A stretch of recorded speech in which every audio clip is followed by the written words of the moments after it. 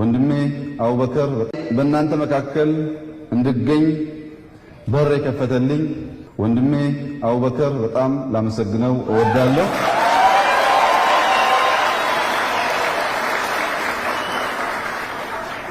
አቡበከር በጣም ጊዜ የለኝም እንዴት ነው የማደርገው ስለው አንድ ነገር ነገረኝ። ሰይድና ዑመር ያሉትን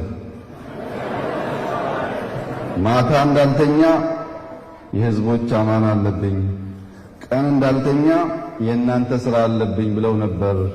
መተኛት አትችልና አለኝ።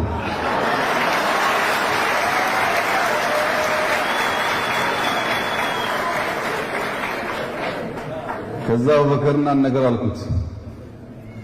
በሱ ስም አንድ ታዋቂ ከሊፋ ነበሩ፣ አቡበከር ስዲቅ ይባላል።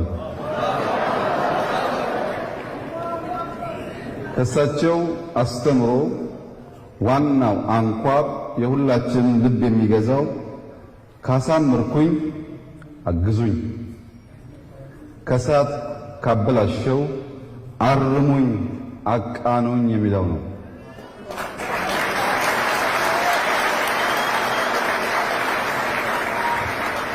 የእናንተ ሥራ ስናበላሽ ብልሽት መናገር አይደለም፣ ለሱ ብዙ ሰዎች አሉ።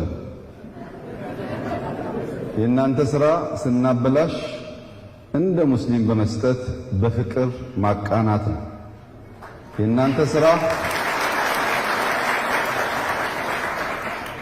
አልሳካ ሲል እንዲሳካ ዱዓ ማድረግ ነው።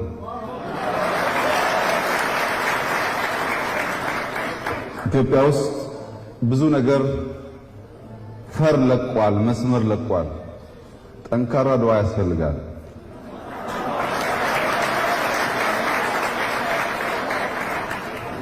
ኢትዮጵያ ውስጥ ጠንካራ ሙስሊም፣ ጠንካራ ክርስቲያን ተቋም እንዲኖር እንፈልጋለን።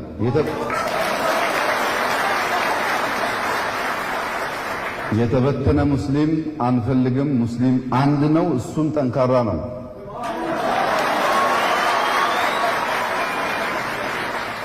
በቅርቡ ከሁለቱ ኮሚቴዎች ጋር ያደረግነው ንግግር አንድ ከሆናችሁ ቀንና ማታ እናንተን ለማገዝ እንሰራለን። ከተከፋፈላችሁ ግን ትልቁን ሙስሊም በመካከለኛ ምስራቅ ካለው ይበልጣል ብለን የምንኮራበትን ሙስሊም እያፈረሳችሁ ስለሆነ ከእናንተ ጋር መቆም አንችልም ብያቸዋለሁ።